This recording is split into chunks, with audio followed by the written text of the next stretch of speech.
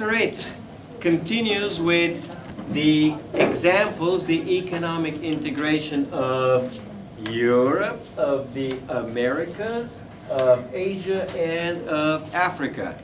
So, I have two options today, and I've chosen the harder one, which is a lot easier for me. Today's topic of Europe is not going to be as in the textbook on the history of the European community and the history of the European Union and the political union and the institutions. Actually, all of you being from the European Union are fairly familiar with it. You've already heard it. You've already probably studied it. So what I'm going to do is something which is 10 times harder and a lot more difficult, which you're actually going to learn a lot. And that's the European financial crisis. Most likely, 90 or 99% of what you know about the crisis is probably wrong, probably propaganda, probably mass media manipulation, and probably just politicians talk, okay? So we're going to try to cut through some of the stuff which is fairly easy. And let's just call it Euro crisis. So, what is the European crisis? European crisis goes into a number of directions. The first one is very simple, very, very easy. It's the European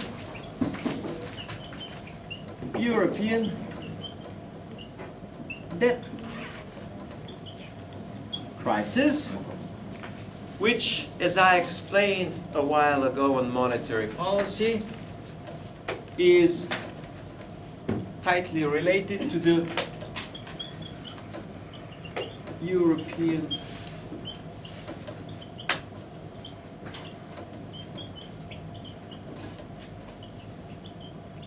currency crisis. So these two are actually related. Now, the European debt crisis runs in two different dimensions, or in two different directions, or in two different levels. When we say debt,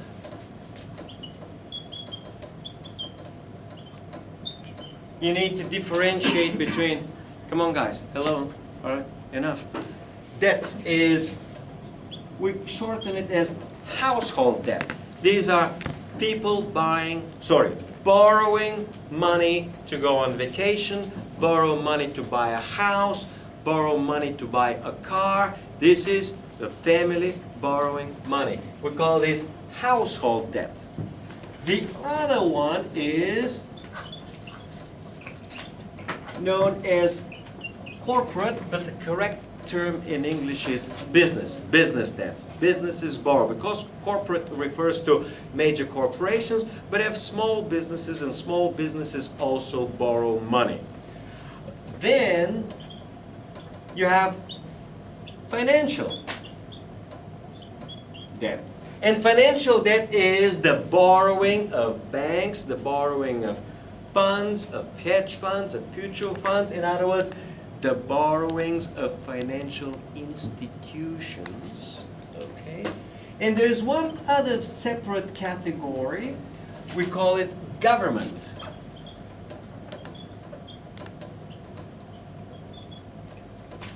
And this is the borrowing of the government. So, some countries have a huge government debt, and therefore have a government debt crisis, okay? So, some governments are deep in debt, and the cause is government debt. Some governments, but not all. In Europe, you have some other cases where you got huge financial debt, where banks have borrowed a lot more, okay? And now you got a concept of bailout.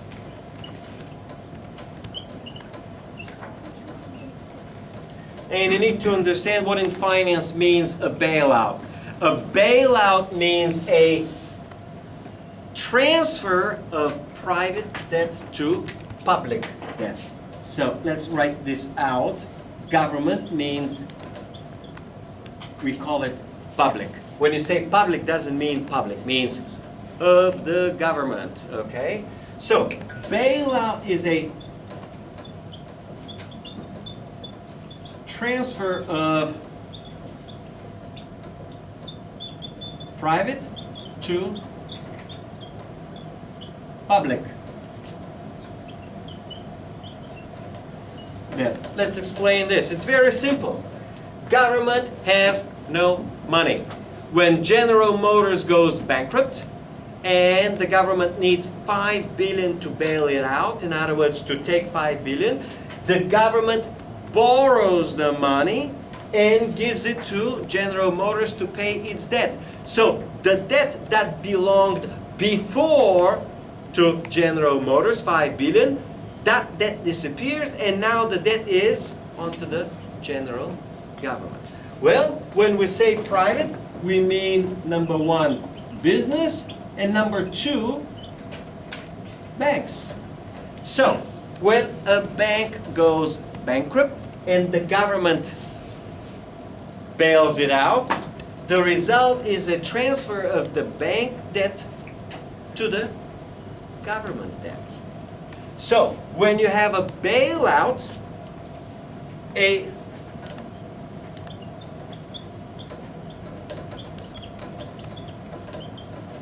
banking crisis can morph into government crisis.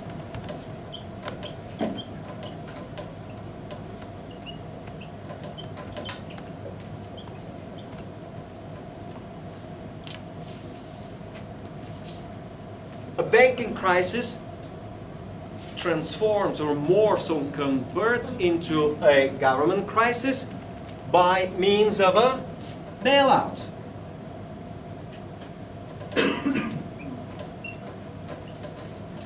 The bank is in trouble, the bank is huge, okay? The banks, you gotta understand that banks are bigger than the governments, okay? So when the bank goes bankrupt, you transfer the huge amount of debt of the bank, you transfer it to the government, so suddenly the government's got a debt problem. The government's got a crisis. Let's define this as a nasty word in finance, which few people understand, but it's got a very technical meaning and people don't bother to teach it. Crisis means a loss of confidence. So, banking crisis means a loss of confidence in banks. If you lose confidence in banks, you sell or withdraw your deposit. So, you got a deposit in the bank, you start withdrawing your deposit. So, a loss of confidence means people taking money out of the bank and the bank doesn't have the money, okay? Because it lent it and lost it or whatever else it did. What about the government? Government crisis or fiscal crisis means that a loss of confidence in the government and people start selling government bonds, and as people sell government bonds, when the government tries to sell bonds to raise new money, there is nobody to buy the bonds. So everybody's selling, nobody to buy. And then the government is in trouble, means the government can't raise new money, and that's what happened. Well, when you were watching the documentary in Jamaica, the Jamaican government was essentially in crisis. They already had some debts, they desperately needed money, and they had nowhere to go, and no one would lend them, okay? So that's where a crisis is. Means a loss of confidence, and not only they're not gonna lend you any money, but whatever they lend you, they want it back. Because depositors effectively lend their money to the banks, and when they lose confidence, they go to the bank and they take their deposit back. So a bailout banking crisis, which, where the banks are bailed out, can transform or morph into a government crisis. Well, what about the opposite? A government crisis can easily morph into a banking crisis when you have a risk of government default. Default means non-payment of government debt. Government's inability to service its debt.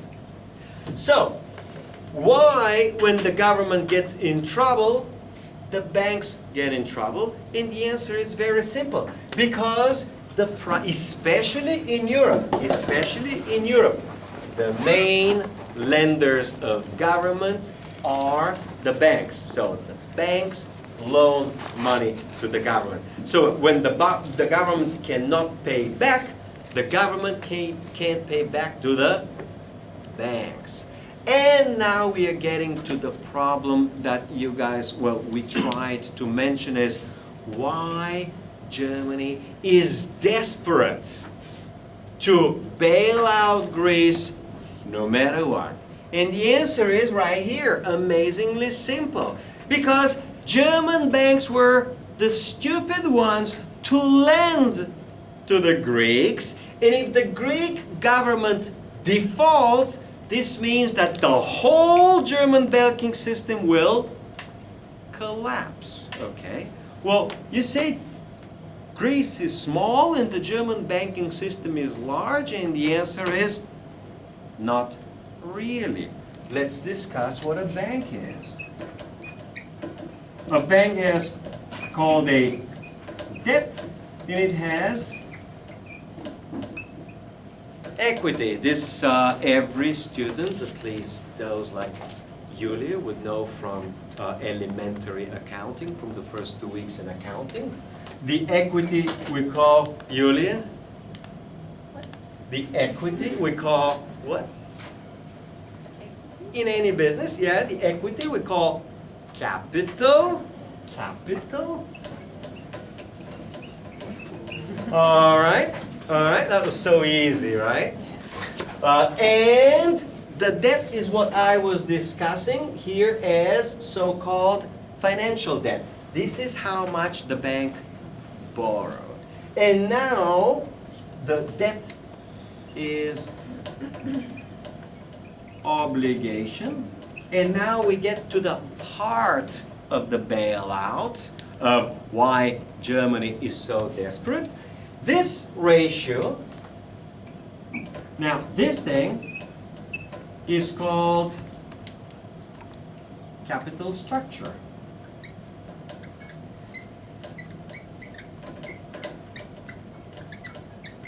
And capital structure refers to the ratio of debt to equity in any business or in any bank. So, we say when you have a lot of debt, we say that you're highly leveraged. So, leverage.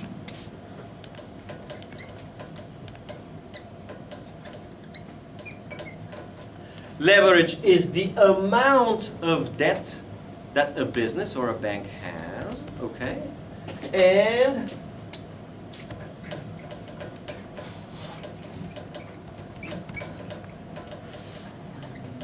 capitalization is the amount of capital which a bank has, okay?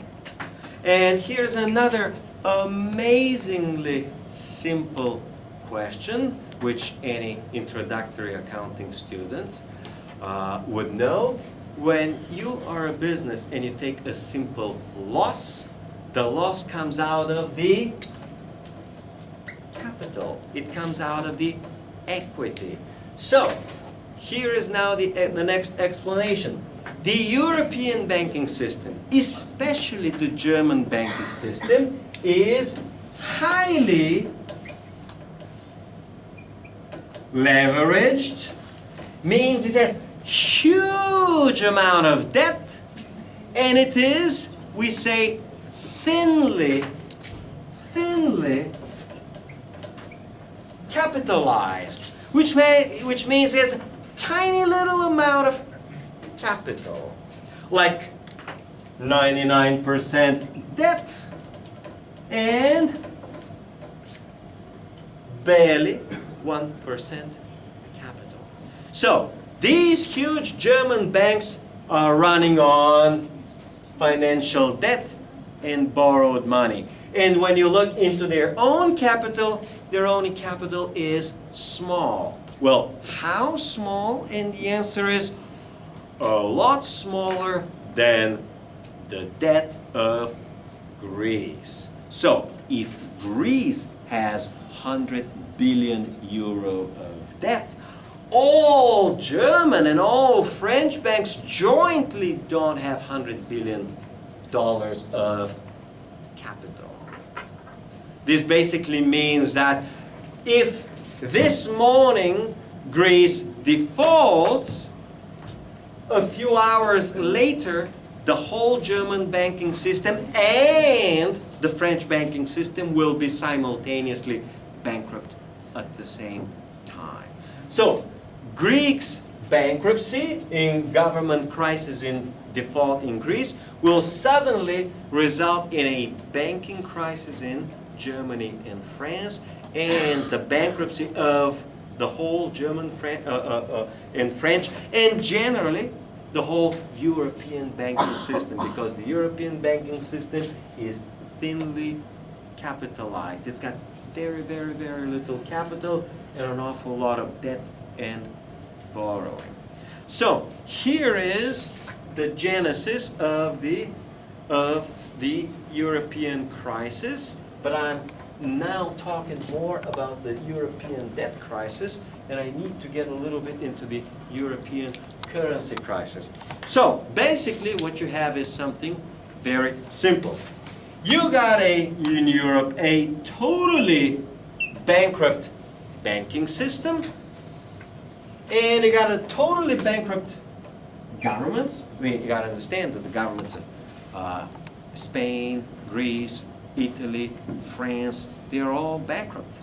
And what happens is the banking system is supporting the government, and the government is simultaneously supporting the banking. In other words, the government is supporting the banks with bailouts and guarantees, and the banks are supporting the governments that whenever the government needs more debt, the banks loan the money. So the banks need more money, the government gives it to them. Okay? The government needs more money, the banks give it to them. You say, but how is it even possible? These are bankrupt, don't have money, but when they need it, they give it to the government. These are bankrupt, don't have money, when they need it, give it to the government. How is this ever possible? Well, this banking system again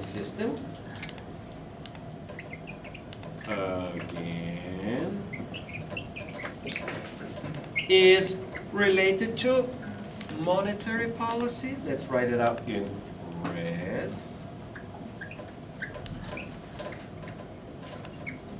Monetary policy, all right? And this government system and the government crisis is related to the fiscal policy. And now, these are the banking system totally bankrupt, and these are totally bankrupt. These need money, these give it to them, these need money, these give it to them, but it's impossible unless you're able to create money out of nothing. In other words, you got a monetary policy and a monetary system which is bankrupt, and a fiscal policy, the fiscal system which is bankrupt, and in between them, the only thing that makes it work is the ECB. Because the ECB is the one that creates the money for the monetary system to give it to the fiscal system. In other words, in the middle of the crisis is caught, when we say ECB, let me write it underneath, we mean the euro. We mean the euro. Now, let's get into a few more terms and concepts over here. When you create euro to pay the government, in other words, you just create the money out of nothing and then you give it to the government for the government to spend it, we call it debt monetization.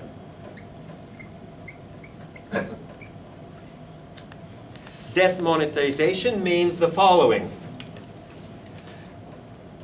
The government gives you debt, as in government bonds, and the ECB in return for debt gives it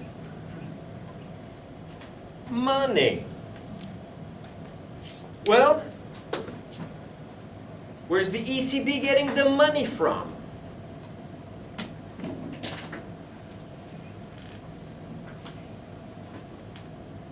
Easy printing.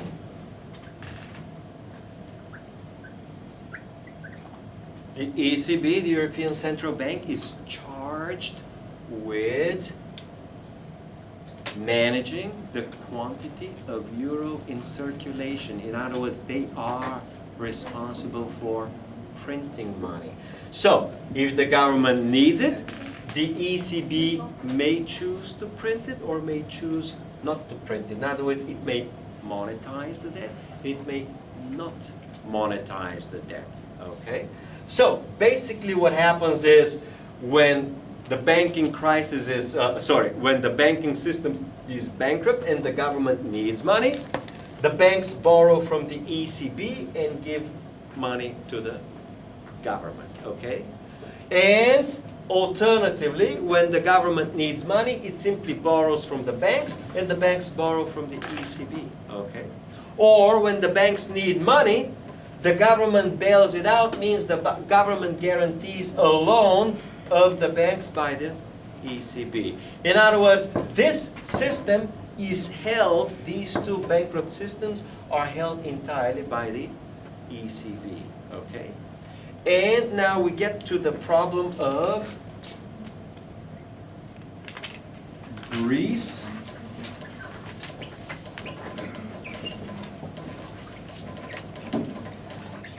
Italy, Spain,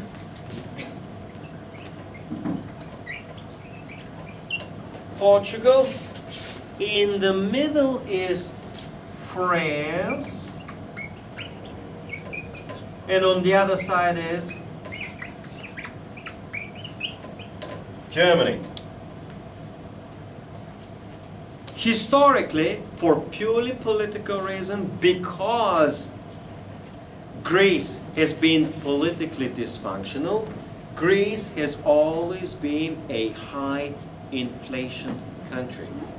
Italy has been, ever since whatever, has been fundamentally a high inflation country. Spain is a high inflation country, and Portugal is a high inflation country. So, let's explain what high inflation means.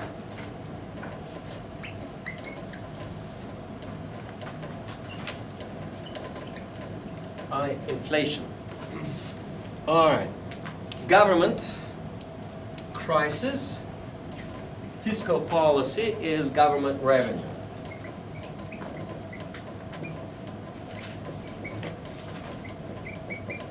And government can take money only from two places. Government takes money out of taxes, or it can borrow. Question? No? Clear? So, the government can either tax or borrow.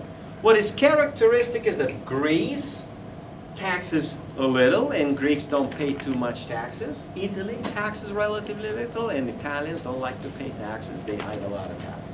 Same for Spain, same for Portugal. So, these are high borrowing countries.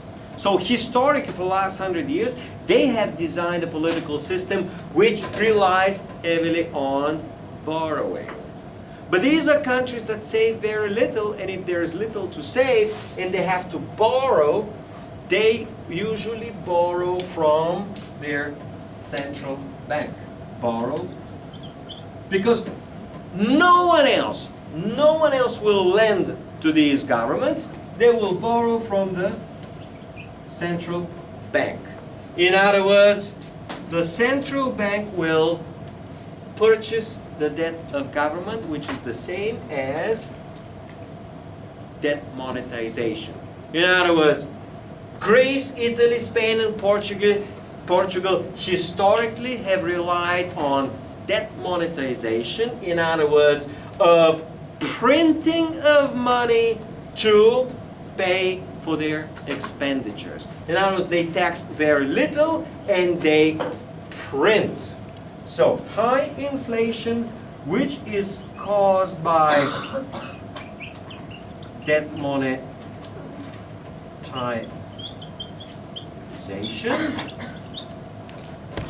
which monetization is driven by printing money. So, if you're Greece, historically, you need a little bit of money, you print it. You need a lot of money, you print it.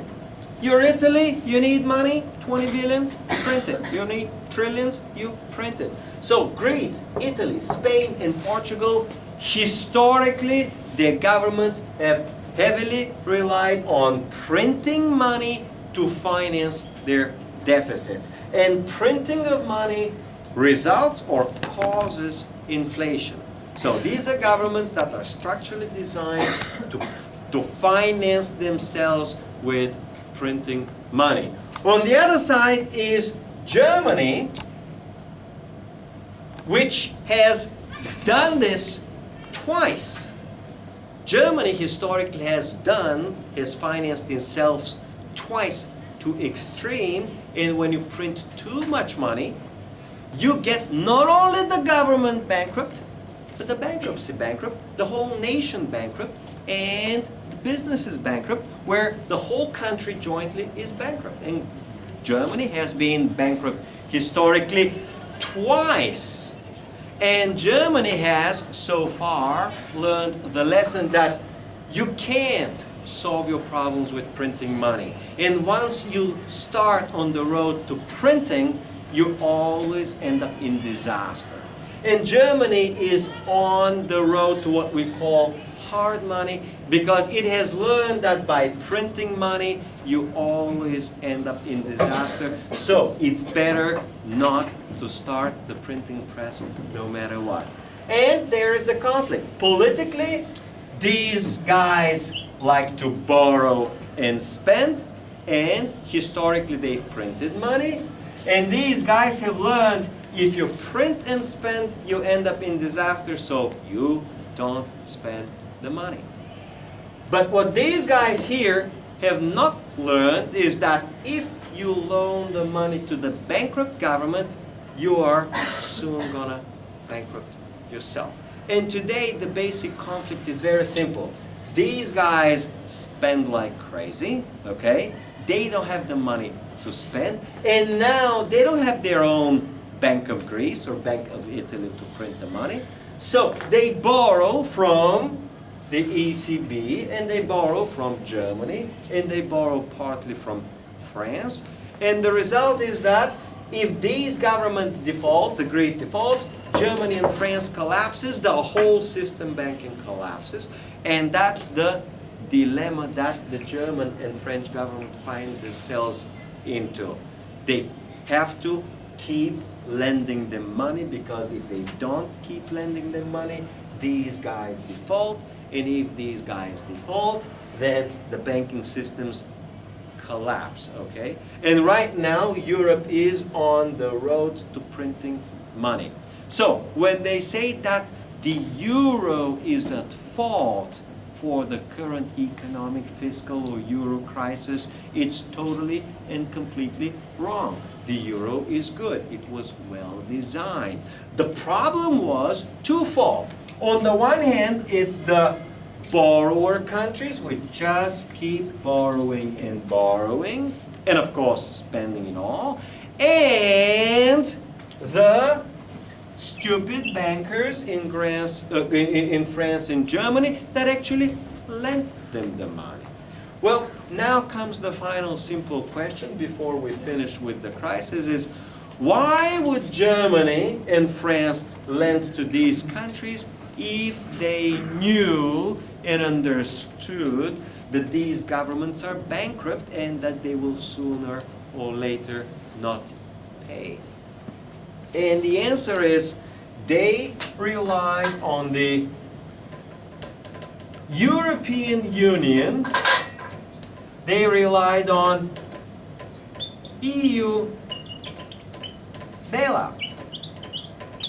The assumption Germany was, if Greece goes bankrupt, the European Union will bail out Greece and we're going to get our money back. We're going to get bailed out at the expense of European taxpayers. Okay? Well, that was the wrong assumption because same thing applied to Italy. If Italy goes bankrupt, they relied that the European Union will bail out Italy. Well, here's the problem. Italy and Spain are so huge jointly that Belgium, Netherlands, Germany, you name the countries, Finland, all the other countries, the rest of Europe cannot possibly bail out Italy and Spain, let alone Greece, Italy, Spain, and Portugal. All right? They are too big monsters to be bailed out in any possible way. So yeah, if Ireland by any chance goes bankrupt, the European Union will provide a bailout package and will save Ireland, and if they save the Irish government in the Irish banks, everything remains okay. And that's exactly what happened. But Ireland is too small, and the European Union is relatively large to the island, and they can easily bail it out. And maybe little Portugal could be and was actually bailed out by the European Union. But Spain, you can't. It's way too big. Italy, you can't. It's way too big. And the problem is that Greece is also way too big. Again, it's a small country, but the debt is big, meaning the debt is much bigger than the debt of German and the French banking system together. So right now you got the dilemma of, well, the EU can no longer bail out Italy, Spain, and Greece because the EU, the solvent countries, are too small. You got only 6 or 7 solvent countries, and you got about 10 bankrupt countries. So we got too few good governments that can bail out the bad ones. And then, if the governments can't bail, one government can't bail out another government, you got only one option left, the ECB. And the ECB monetization, again, of Greek debt, of Spanish debt, of Italian debt, means only inflation, a lot of inflation, okay? And that's where the problem is. And once you're on the road to inflation, you are on the road to ruin. That one we know happens every single time in history. Whether go bankrupt in 30 years like some countries, or go bankrupt in 3 years like Germany, meaning the Weimar Republic did between 1920 and 1923, is a separate question. But it is the road to ruin. And right now, Europe today is on the road to ruin. Now, how they're going to ruin themselves? By ruining the currency, or by ruining the banks, or by ruining the governments, is a question of policy. Even the best economist cannot predict that. But it's easy to predict that Europe is on the road to ruin. And you gotta let something go bankrupt. You gotta let the banks go bankrupt to save the euro and to save the governments. Or you gotta let the governments go bankrupt to save the euro and maybe save the banks. Maybe, because if the government goes bankrupt, it's a little trickier to save the banks. But the ECB can save the banks. So you let these go bankrupt, and when these fall, the ECB bails this out. But right now the problem is that nobody wants to let the banks go bankrupt to save the government and the ECB. Nobody wants to go the government bankrupt. And therefore, what they're doing is they're effectively bankrupting the euro. In other words, they're devaluing the euro. And it's the euro that's going to take the fall. And if the euro takes the fall, it's going to be for the worst of everybody. And that's basically the root of the European financial crisis. And this is, we don't call it dilemma. Dilemma is when you have two. You got to choose between this and this. You got a trilemma. You got to choose between two of the three. One's got to you got to sacrifice one to keep the other. Because this triangle with all the debt is unsustainable. In something's got to give. In something's got to crack. And which one will depend on what politicians decide or what the ECB decides. Right now, politicians have decided that we are never going to sacrifice the banking system, we're not going to sacrifice the governments, and the politicians have decided and are now on the road to printing the euro. And the euro has devalued significantly. And, I mean, there are a lot of measures, but I want to get into that. Questions? Because I tried to cover a huge topic in a matter of 35 minutes. Questions? Questions? No? Easy? You got something to think about? All right. So, good question for the exam will be, what are the roots of the European financial crisis? All right. Maybe. Thank you.